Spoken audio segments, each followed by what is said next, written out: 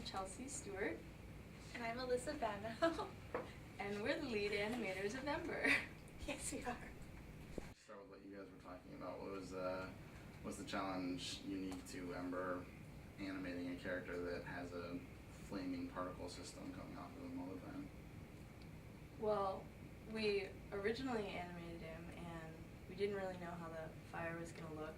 Yeah, so a lot of his original animation style was supposed to be very wave and fluid-like.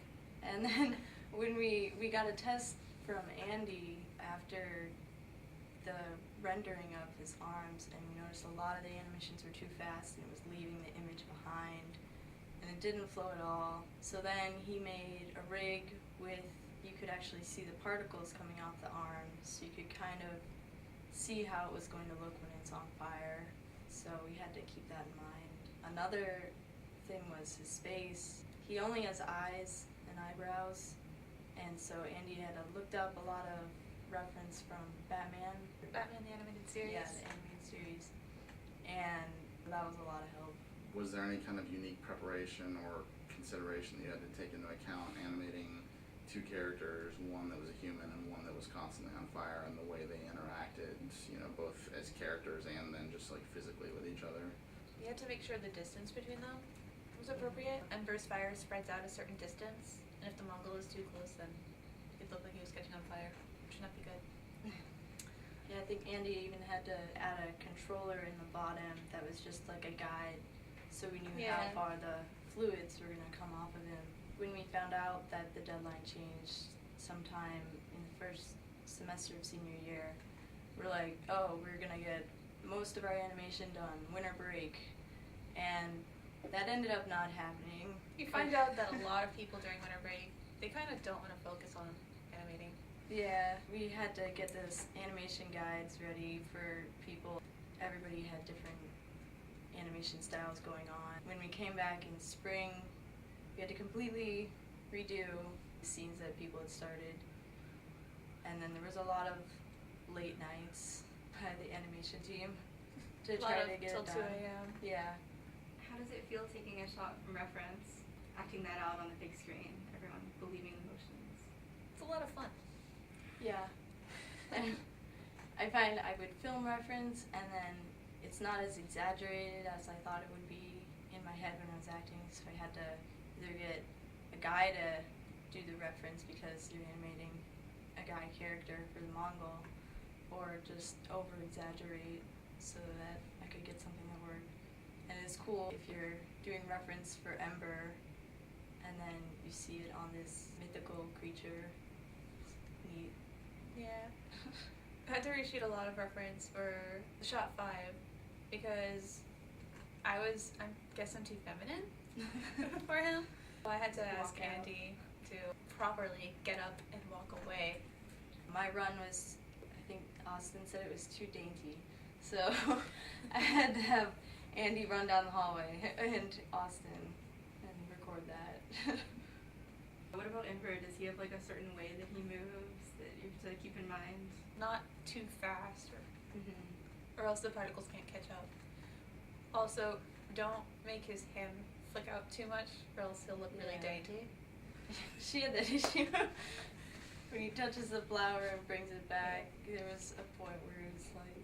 There's a remnant from the wave-like motion that we were originally going for in it, which it looked too feminine overall. So you just had to like...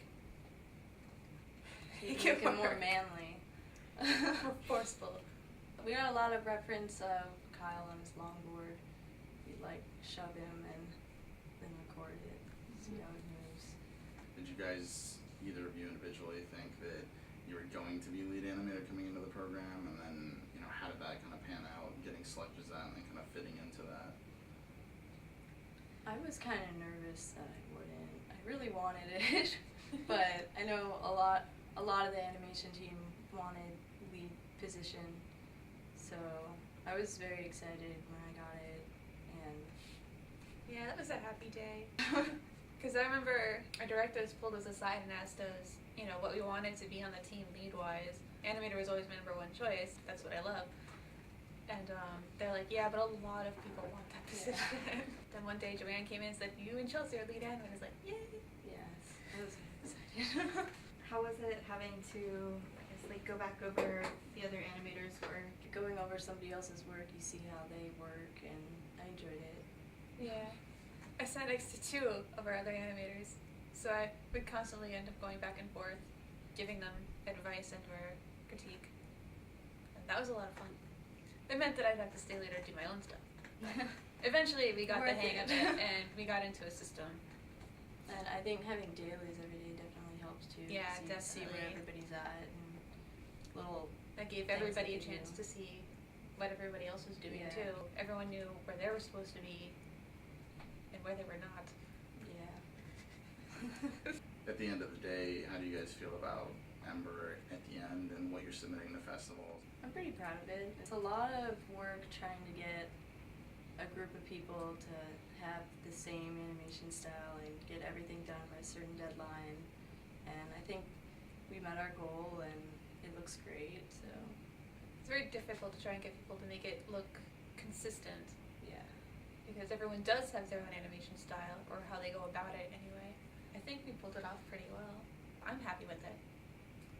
The end cloth on the bottom part of his tunic, it was freaking out a lot, so we had to go back and like move his hands so it would fly through his skirt thing. And The yeah. end cloth constantly clipping to the hand. I had to go back at least 4 times to try and not have that happen because anytime I would fix it, the skirt would get recashed. Anytime the skirt would get recashed, they have to go back through it. End cloth is very unpredictable. Yeah. I don't advise using it in everything.